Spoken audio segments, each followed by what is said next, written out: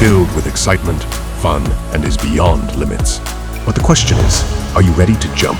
If it is a yes, then you have jumped into the world of ultimate entertainment. Welcome to YOLO 247, a place of fun, indulgence, and endless surprises. Bharat ने अपनी तरफ से 20 जहाज उतारे हैं, जिसमें शामिल 2 एयरक्राफ्ट कैरियर भारत के अलावा फ्रिगेट्स हैं, इसके अलावा डिस्ट्रॉयर्स हैं, भारत की सबमरीन्स हैं, रिकॉनेसेंस एयरक्राफ्ट हैं, एंटी सबमरीन। दोस्तों ये शुरू हुई थी, लोग बताते हैं 1995 में। देखिए दोस्तों, पहली बात यह है कि जितने भी लोग आएंगे वो आपस में एक दूसरे की टैक्टिक्स, एक दूसरे की स्ट्रैटेजी समझते हैं। ये मित्र देश हैं। इंटरऑपरेबिलिटी यानी कि एक साथ मिलकर हम कैसे ऑपरेट कर सकते हैं। हूथीज जिस तरीके से शिप्स को टारगेट कर रहे हैं, एक कहावत है कि from the treasury the army is born. ये जो सब लोग हैं, तैयारी किसके खिलाफ कर रहे हैं? तो फिर निशाना क्या हो सकता है? निशाना जाहिर सी बात है चाइना है। हो सकता है लड़ाई की शुरुआत हो हिमालय से। इसलिए बहुत जरूरी है कि नौसेना हमारी तगड़ी हो, नौसेना हमारी ताकतवर हो और लाइक माइंडेड कंट्रीज मिलकर एक प्लान बनाए। मैं ये नहीं कह रहा कि सारे के सारे देश जो हैं वो चाइना को ठोकने के लिए बैठे हैं यहाँ पे। I am not making that point. मेरा पॉइंट ये है कि एक एम होता है, एक एम प्लस होता है किसी भी चीज का। फौज में हमें सिखाते हैं ये मेन एम है और ये एम प्लस है। जय हिंद दोस्तों, मैं हूं मेजर गौरव आर्य और आप देख रहे हैं आज के ताजा समाचार। दोस्तों, एक्सरसाइज मिलन अभी शुरू हुई है और एक्सरसाइज मिलन में 50 से ज्यादा देशों ने हिस्सा लिया है। तकरीबन 15 जहाज भेजे हैं। भारत ने अपनी तरफ से 20 जहाज उतारे हैं, जिसमें शामिल 2 एयरक्राफ्ट कैरियर भारत के। भारत के पास 2 ऑपरेशनल एयरक्राफ्ट कैरियर हैं दोस्तों, दोनों के दोनों भारत ने उतार दिया। इसके अलावा फ्रिगेट्स हैं, इसके अलावा डिस्ट्रॉयर्स हैं, भारत की सबमरीन्स हैं, रिकॉनेसेंस एयरक्राफ्ट हैं, एंटी सबमरीन आपके एयरक्राफ्ट हैं और हर एक किस्म का असला बारूद नेवी का जो भारत उतार सकता था, भारत ने इस एक्सरसाइज में उतार दिया है। दोस्तों ये शुरू हुई थी, लोग बताते हैं 1995 में। ऐसा सोचा गया कि एक एक्सरसाइज होनी चाहिए जहां पे मित्र देश जो हैं वो मिलकर नेवल मैनूवर्स करें। अच्छा, इनका कारण क्या है करने का? ये क्यों करते हैं ऐसे मैनूवर्स? इसके पीछे स्टोरी क्या है? देखिए दोस्तों, पहली बात यह है कि जितने भी लोग आएंगे वो आपस में एक दूसरे की टैक्टिक्स, एक दूसरे की स्ट्रैटेजी समझते हैं। ये मित्र देश हैं। तो अगर हमें साथ मिलके किसी एक दुश्मन से लड़ना पड़े और मैं आपको समझता ही नहीं हूं और आप मुझे पहचानते नहीं हैं, तो हम मिलके एक तीसरे दुश्मन के खिलाफ लड़ेंगे कैसे? आपको मेरी टैक्टिक समझनी होगी, मुझे आपकी स्ट्रैटेजी समझनी होगी। आपको मेरी भाषा, मुझे आपकी भाषा, आपके हथियार की मारक क्षमता, मेरे हथियार की मारक क्षमता, आपकी कैपेबिलिटी, मेरी कैपेबिलिटी, आप किस तरीके से कम्युनिकेट करते हैं, मैं किस तरीके से कम्युनिकेट करता हूं, ये सारे के सारे देश एक नेटवर्क पे आएंगे। तो यानी कि एक किस्म की हम कह सकते हैं इंटरऑपरेबिलिटी। इंटरऑपरेबिलिटी यानी कि एक साथ मिलकर हम कैसे ऑपरेट कर सकते हैं, कितने स्मूथली हम लोग विदाउट हिकअप हम लोग कैसे ऑपरेट कर सकते हैं। एक बात तो ये करते हैं लोग। दूसरी चीज ये है, आपको पता है लाल सागर में क्या हो रहा है और अफ्रीका के आसपास क्या हो रहा है और गल्फ कंट्रीज में क्या हो रहा है। हूथीज जिस तरीके से शिप्स को टारगेट कर रहे हैं, ग्लोबल ट्रेड का एक बहुत अहम हिस्सा यहां से गुजरता है। क्या उसको प्रोटेक्ट नहीं करना चाहिए? जाहिर सी बात है, कोई भी नेवी होती है दोस्तों, उसके 2-3 जो होते हैं ना, जिसको कहते हैं कि की रिजल्ट एरियाज, आप KRA लगा लीजिए किसी भी नेवी के।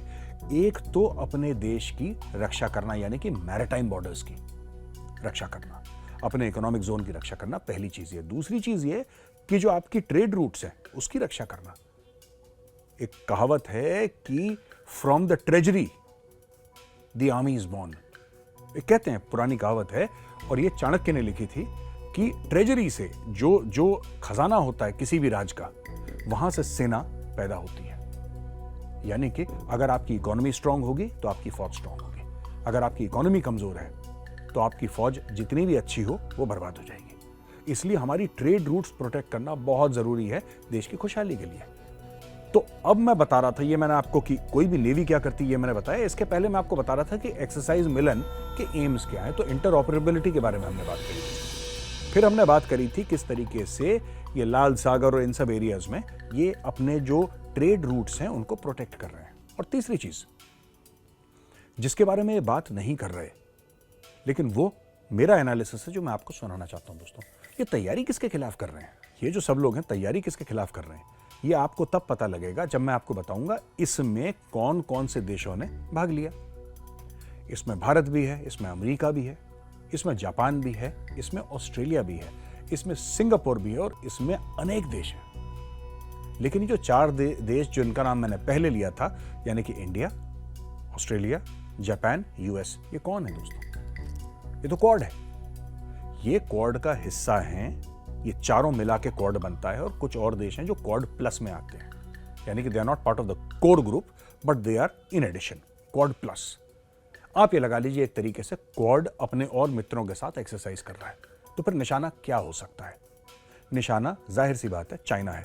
दोस्तों ये देखिए आपके सामने है चाइना का मैप, चाइना का नक्शा।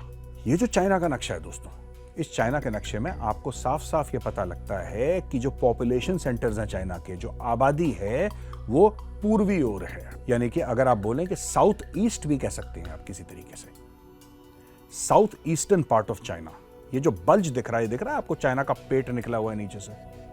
यस, ये वाला पेट, चाइना का पेट, ये पूरा एरिया नीचे तक, ये चाइना का मेन पॉपुलेशन सेंटर है। फिर अगर आप चाइना में वेस्ट की ओर चले जाएं, सिंजियांग प्रोविंस के पास, तो उसके पहले आपको दिखेगा कि बहुत बड़ा ऐसा गड्ढा है जहां पे कोई शहर नहीं है, कुछ नहीं, आबादी नहीं है। ये डेजर्ट वाला इलाका है, ये एकदम खाली इलाका है, कोल्ड डेजर्ट है। यहां पे पॉपुलेशन ना के बराबर है। यानी कि चाइना की पूरी जो ट्रेड होती है दोस्तों, वो पूर्वी एरिया से होती है, उसके ईस्टर्न एरिया से होती है। और अगर चीन के साथ आपकी लड़ाई होती है, मैं भारत की बात कर रहा हूं यहां पे, हो सकता है लड़ाई की शुरुआत हो हिमालय से। गलवान की स्टोरी आप जानते हैं, मुझे बताने की आवश्यकता आपको नहीं है। हो सकता है उसकी जो शुरुआत है वो हो गलवान से, या वो हो लाइन ऑफ एक्चुअल कंट्रोल के कहीं पे भी, गलवान क्यों, कोई भी जगह हो सकती है, वहां से उसकी शुरुआत हो, लेकिन उसका अंत जरूर समुद्र में होगा। इसलिए बहुत जरूरी है कि नौसेना हमारी तगड़ी हो, नौसेना हमारी ताकतवर हो और लाइक माइंडेड कंट्रीज मिलकर एक प्लान बनाए। मैं ये नहीं कह रहा कि सारे के सारे देश जो हैं वो चाइना को ठोकने के लिए बैठे हैं यहाँ पे। I am not making that point. मेरा पॉइंट ये है कि एक एम होता है, एक एम प्लस होता है किसी भी चीज का। फौज में हमें सिखाते हैं ये मेन एम है और ये एम प्लस है। और मुझे लगता है जहां तक क्वाड वाले लोग हैं, इनका ये एम है कि how to counter China. Interoperability, जरूरी नहीं है कि आप चाइना के बगल में एक्सरसाइज करें, आप एक्सरसाइज कहीं पे भी कर सकते हैं। जरूरी नहीं है कि आप इंडिया के ईस्टर्न सीबोर्ड पे एक्सरसाइज करें, चाइना को इंपैक्ट आप वेस्टर्न सीबोर्ड में करिए। इंटरऑपरेबिलिटी, किस तरीके से हम मिलजुल के कार्रवाई करेंगे, दैट इज वेरी इंपॉर्टेंट। इसीलिए दोस्तों एक्सरसाइज मिलान इतनी जरूरी है। ये वीडियो देखने के लिए बहुत बहुत धन्यवाद दोस्तों। अगर वीडियो पसंद आए तो उस वीडियो को लाइक जरूर करिएगा। कल फिर हाजिर हूंगा एक नई वीडियो के साथ, तब तक के लिए जय हिंद।